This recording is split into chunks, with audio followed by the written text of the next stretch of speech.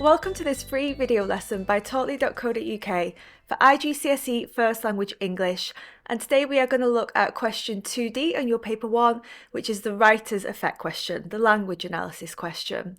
Now this video lesson is part of a longer course for First Language English, which you can access for free on Talkly.co.uk. The link is in the description. And heads up that I am also now offering one-to-one online tutoring and group classes. Again, you can find more information about that in the description. Starting off with some background information that you need to know for question 2D. So 2D fits in obviously on question 2. So you will firstly answer some short answer vocabulary questions. I have got a video lesson for that as well. And the language analysis question, the writer's effect question. You will answer both of these on text C, and you'll also answer question 3 on text C as well, which is your longest and more complicated text, typically some form of narrative. So then, based on text C, you will have 2 paragraphs that Cambridge will have selected for you, and you will need to analyse the use of imagery in those 2 paragraphs. As I've already said, this is the most important text because you will answer all of question 2 and all of question 3 in it. The question 2D, is worth 15 marks.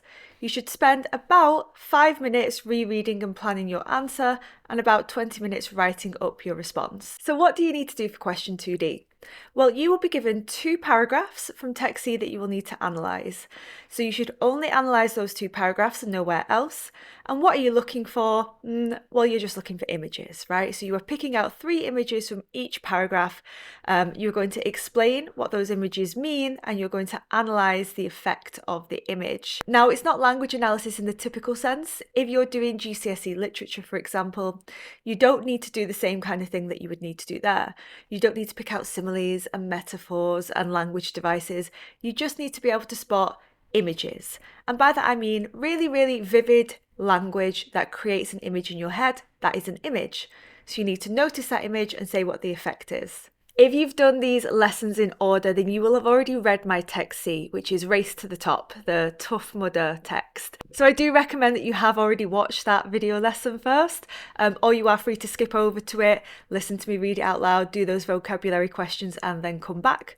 Alternatively, maybe you're short for time, pause now and read it. The link is in the description. It's completely free to access. Here is a vocabulary warm-up task just to get you to remember that text. So the task now is, can you match these pictures to a word found in text C? Here are the pictures. I will leave them on the screen for 20 seconds. Feel free to pause if you need longer. Can you match these pictures to any of the words that you have found in text C?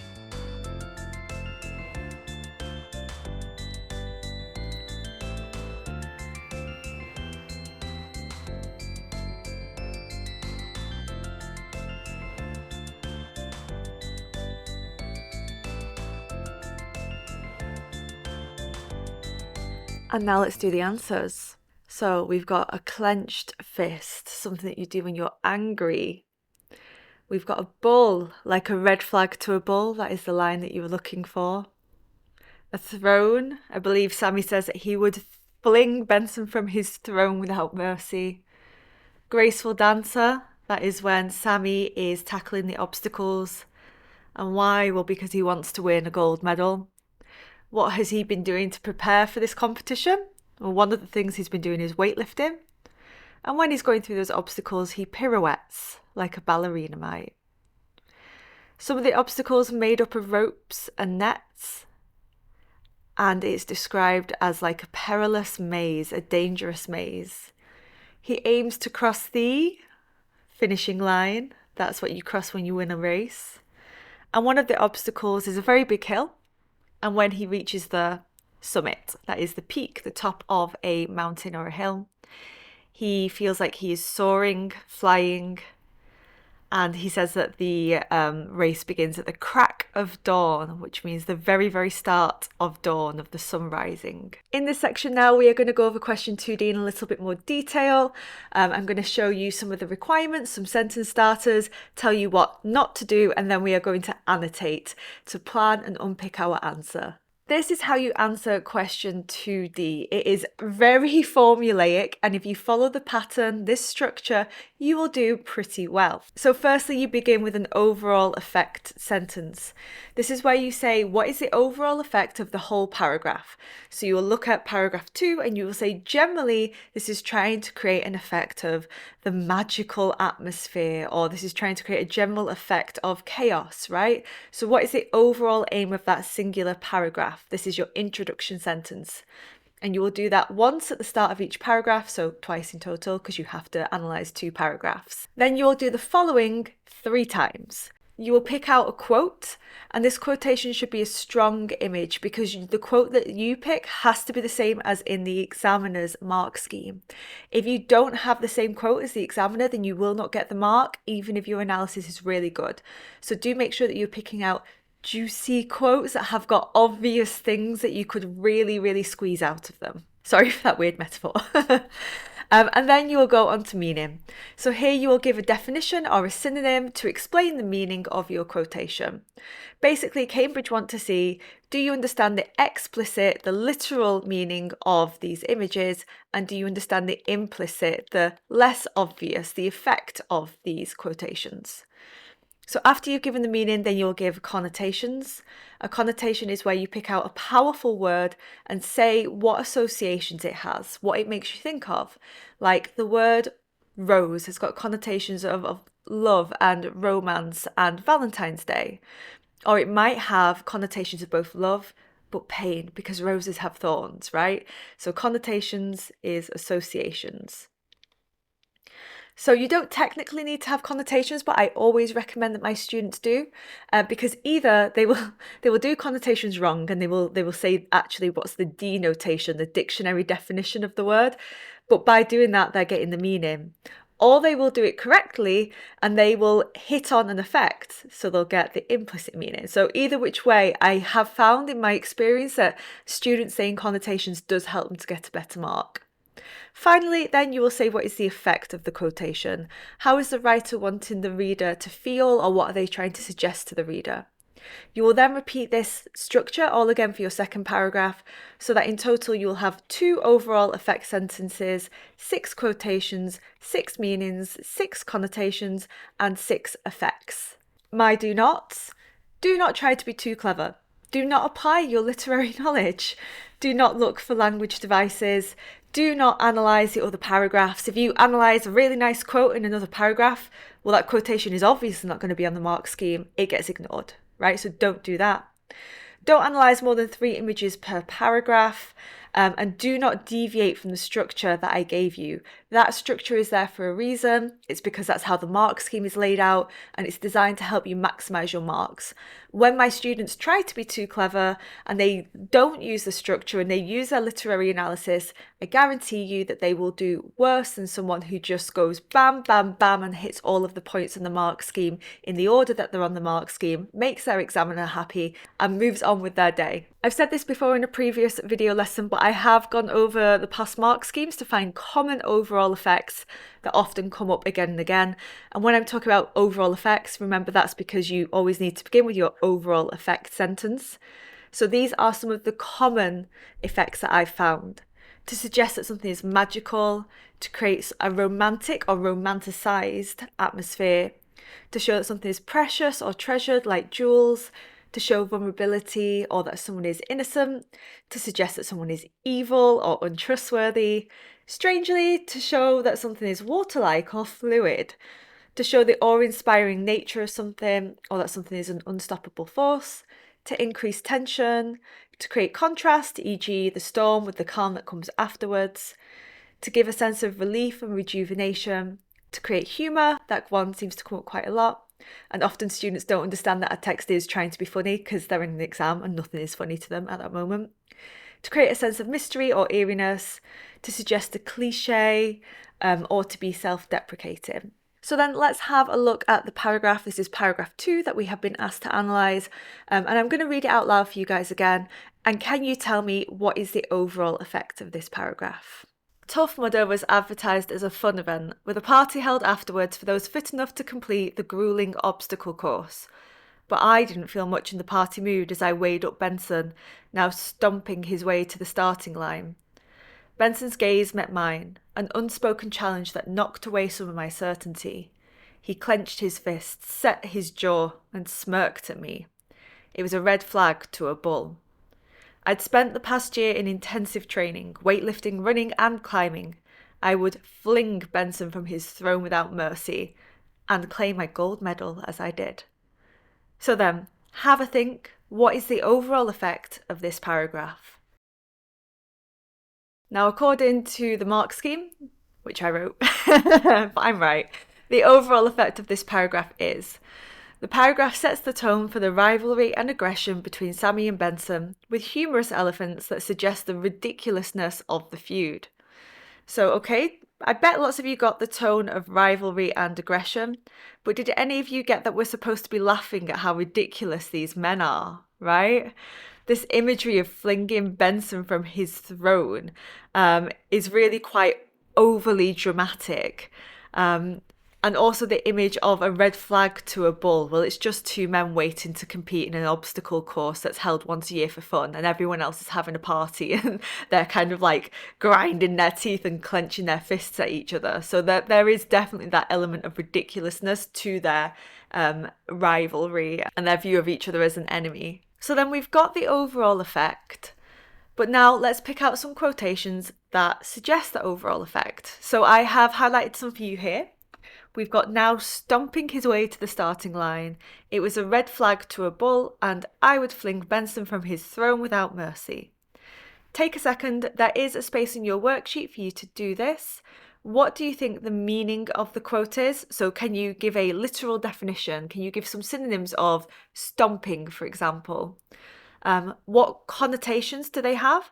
So pick out one juicy word in there, one word that stands out to you as particularly important, and can you tell me what you associate with it? What does it make you feel? And then finally, what is the effect of the quotation? So pause now, go over to your worksheet. What is the meaning, connotations, and effect of these three quotations? Now let me give you an example for stomping his way to the starting line. Did you get these points? So stomping his way to the starting line, maybe you can see by my image, but stomping like an elephant. So what does it mean? So stomping means marching or like heavily walking with your feet banging to the beginning of the race. So that is the meaning of the quotation. And then the effect is it suggests Benson's physical strength and power, as though he's like an elephant, which is somewhat humorous, right? Because an elephant isn't a particularly graceful creature. And although it's big, elephants are herbivores. They're harmless, aren't they? So it shows that Benson is trying to assert his dominance. And it also gives us this sense that Sammy is always really aware of where Benson is. Like, if you've read that full text, you know the whole way through the story, Sammy is keeping an eye on where Benson is in relation to himself. And that's why he doesn't spot that the real rival should be Marie, who wins the race in the end, because he's so hyper-fixated on Benson, who, as it turns out, is irrelevant. What would this look like all written up then? Let's have a look. The overall effect of paragraph 2 is to set the tone for the rivalry and aggression between Sammy and Benson, with some humorous elements to suggest the ridiculousness of their feud. Firstly, the image of Benson stomping his way to the starting line means he forcefully marched to the beginning of the race. The verb stomping has connotations of elephants and domination, creating the effect that Benson is asserting his dominance. But this image is slightly ridiculous and overdramatic, just like the two men competing. Now, what's good about this? So we've got the overall effect sentence. I have given a quotation that is on the mark scheme. I have explained the meaning, what the quote literally explicitly means, and then I have given the effect by thinking about the connotations of stomping and relating it to elephants and domination, and also the effect that it's quite a ridiculous image and overdramatic. So far I am on full marks. You've got a space in your worksheet. Can you finish off this paragraph? So you'll need to give 2 more images, and you'll say, secondly, this quotation means blah, blah, blah. It's got connotations of blah, blah, blah, and the effect is blah, blah, blah. And you'll do that twice. If you find that a little bit hard, here are some sentence starters that can help you. So pause your screen now, go over to your worksheet, finish it off, and then come back when we'll go over the mark scheme and have a look at paragraph 9 and see a full mark exemplar. Here's the mark scheme for paragraph 2 then, so you can check your work to see how well it matches. Grueling obstacle course, meaning challenging race route. Effect, portrays a tense and dangerous setting, suggests the formidability of the competition, implies the physical and mental strain ahead. Quote, stomping his way to the starting line, meaning marching to the beginning of the race. Effect, suggests Benson's physical strength and power as though like an elephant. Somewhat humorous, shows Benson is trying to assert dominance, shows how aware Sammy is of Benson. Quote, an unspoken challenge, meaning a silent taunt. Effect, the rivalry between the men is so obvious they don't need to voice it. Shows the non-verbal confrontation, powerful competitive imagery, implies this rivalry has begun before the start of the story. Quotation, clenched his fists, set his jaw and smirked at me. Meaning, gripped his hands, fixed his expression and smiled nastily at me. Effect, Benson's actions are overwhelmingly confrontational and negative, as suggested by the listing. The fact it's listing 3 bad things that Benson did makes it feel like Benson is just being overwhelmingly, continuously mean to poor old Sammy. Implies the aggression with clenched fists being associated with punching. Smirked suggests taunting. Quotation, red flag to a bull. Meaning, a gesture that welcomes aggression. Effect, compare Sammy to an animal, like Benson suggesting similar behaviours from both men. So if Benson is like an elephant and Sammy is like a bull, well, both men are dumb, big animals. Red connotes danger and blood. Bulls are famously aggressive animals. Extreme imagery creates humour and contrasts with the casual nature of the obstacle course, suggesting both men are taking the competition far too seriously. Quotation, fling Benson from his throne without mercy, meaning throw Benson from his position. Effect, both men are competitive and aware of hierarchy, suggests that the winner becomes royal, like a king. Without mercy implies Sammy's loss of empathy, and it's another humorous image. Okay, let's go again with paragraph 9, and let's try to do this one a little bit more independently. So here is paragraph 9, and once again, I want you to think, what is the overall effect? I leapt into the air, manoeuvring through the treacherous terrain and obstacles with the precision of a seasoned pro, leaving Benson far behind. Years of practice had honed my skills, transforming me into a graceful dancer amidst the chaos. I leapt past Marie, bounded through the obstacles and soared through the mud. My steps light and nimble, I glided over the mud pits and then pirouetted over the gorge. The next obstacle coming my way, the king of the swingers. The ropes and nets were no match for my trained limbs. My limbs flowed from one rope to the next, swaying across with ease. So what is the overall general effect of this whole paragraph? The overall effect then is, this paragraph depicts Sammy's exceptional skill and agility, emphasising his mastery in navigating the grueling obstacle course with energy, precision and artistry.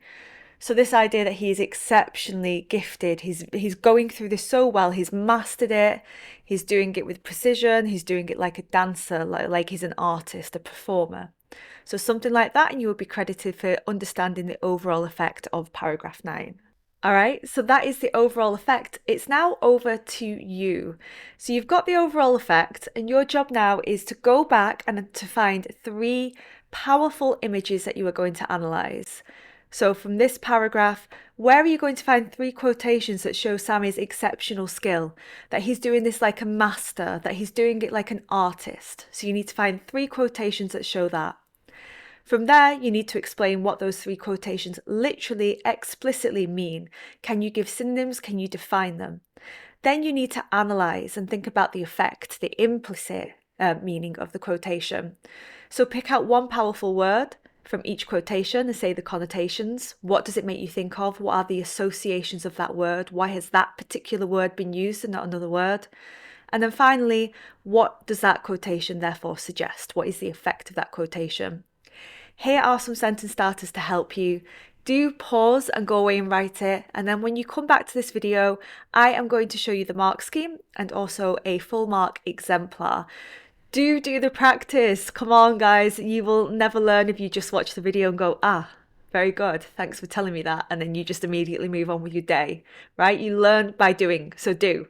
Pause now, go and write your answer. Now you've done your answer, right? Right? We are going to self-mark your work. So according to the mark scheme on the next page, and the mark scheme is also at the bottom of your worksheet, by the way, if you prefer that, how well did you do? Did you remember to write your overall effect sentence? Did you pick 3 powerful quotations that were on the mark scheme? Did you successfully explain the meaning of the quotation? And did you analyse the effect of the quotation? Have a different colour pen ready. Red pen, green pen, purple pen, pink pen, don't care, whatever. But just have another colour pen, maybe a highlighter, and get ready to highlight and annotate your correct QME, quote, meaning, effect, because this will help you to figure out what score you would have gotten. Okay, I'm going to read through the mark scheme. Have your pen at the ready. So if your quotation is one of these or one of these, mark it with a Q. Quote, the precision of a seasoned pro, meaning the accuracy of an experienced expert. Effect, Sammy's hard work and training has paid off, making him as able as a professional athlete. Implies Sammy's graceful execution, his confidence and control over the situation, contrasts with his loss of control later in the passage.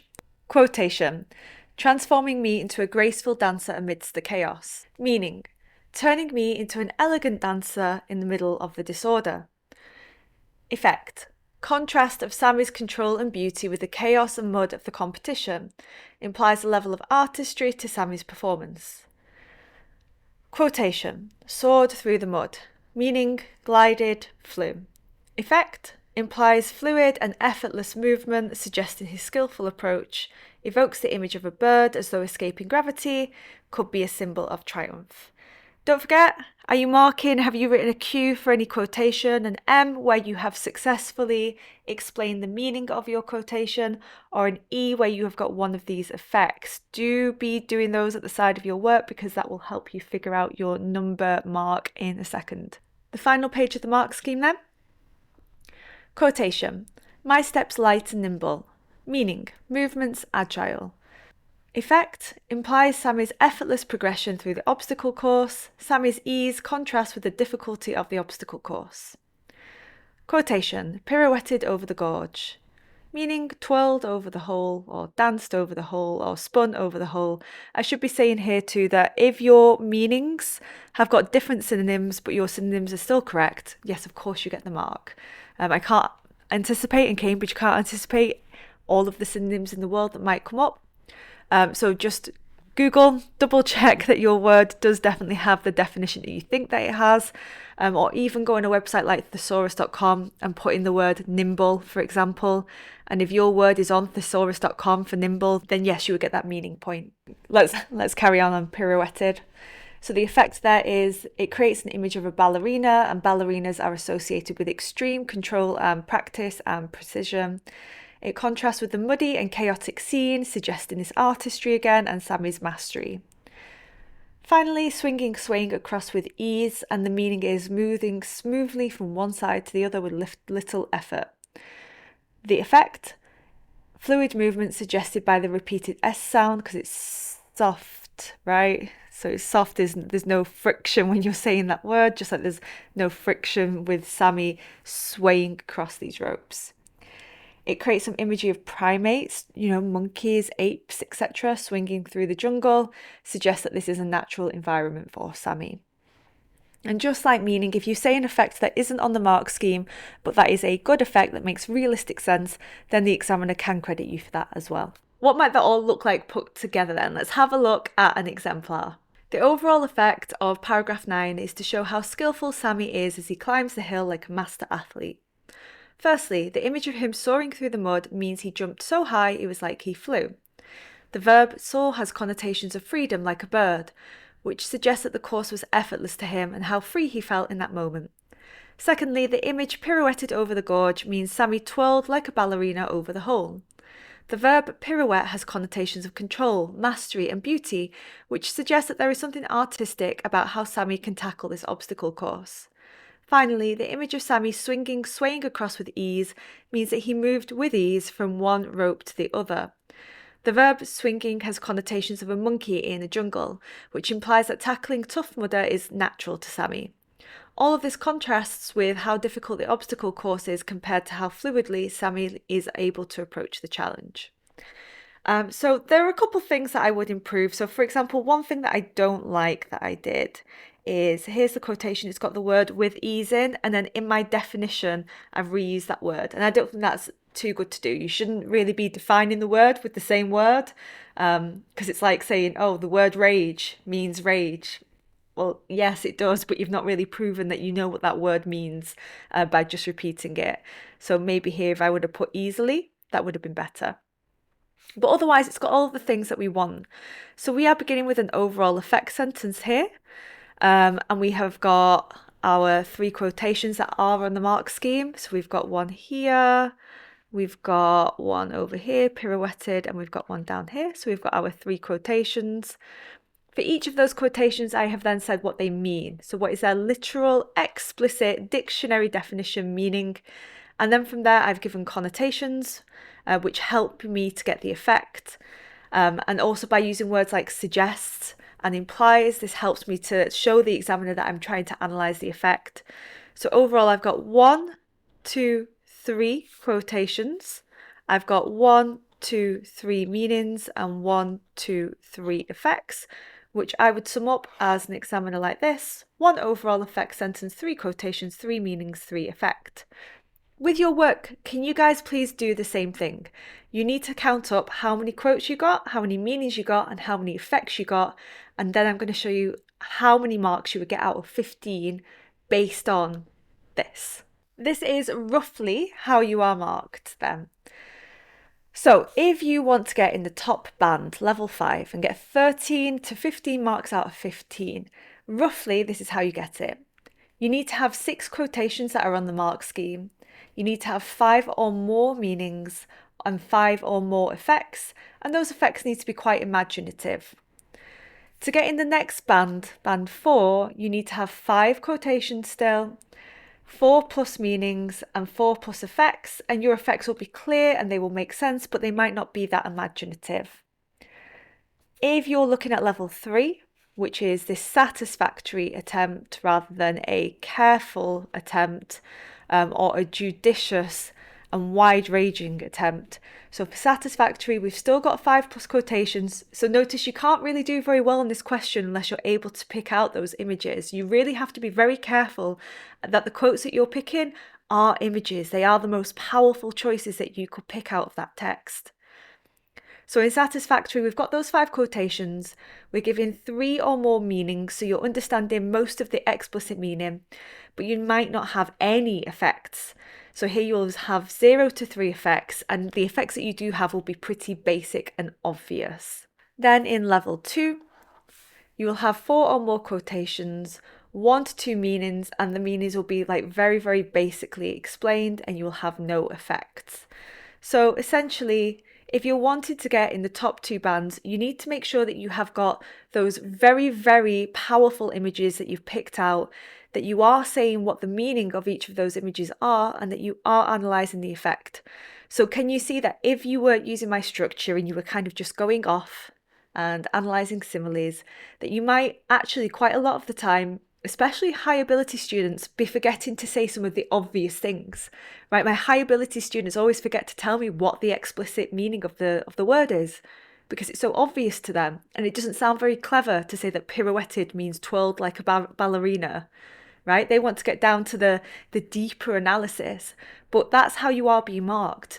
Cambridge need to see that you understand the explicit and implicit meaning, so if you skip some of those steps, you will get a lower mark at the end. These are my key takeaways for question 2D. The structure is overall effect sentence plus quote, meaning connotations and effect times 3. You'll do this in total twice because you have to analyse 2 paragraphs. Do not analyse language devices, it is not necessary and it often takes you in the wrong direction. The examiner wants to see that you understand both the literal meaning of the image and the deeper implicit meaning of the image. Only analyse from the 2 paragraphs that they give you, don't analyse from anywhere else because those quotes will obviously not be on the mark scheme, so you're just going to lose all of your marks. And finally, make sure that the quotations that you are picking out are powerful enough to definitely be on the mark scheme, otherwise you will also get a very, very low mark. If you found that useful, go away and do my review quiz to check how much you've understood and remembered. Do sign up to the rest of the full free course for First Language English, both Paper 1 and Paper 2. It's on my website, the link is in the description. And consider coming to join me in a live class, I would love to see you there. There's a few different options for studying with me. Firstly, there is of course the free course that's on my website that I mentioned. The link for that is in the description. Next, I am going to be starting a group class for First Language English that will start from September. That will be weekly lessons with me for long-term study. The next option that I might suggest would be to join my masterclasses. Now, masterclasses are different from group class because they're 2-month intensive courses designed really to get you over the mark right before your final exams. So I've got a masterclass that will be coming up in August, and that's perfect for students who are sitting the winter exam. And I'll have another masterclass starting in March 2026. Again, that's perfect for people sitting summer exams. So that's 2 live lessons per week plus weekly exam marking. That's also, by the way, my best rate. So if you're price conscious, masterclass is best choice for you there. It would be really great to see some of you guys in my group classes or masterclasses. All the links for that are in the description below.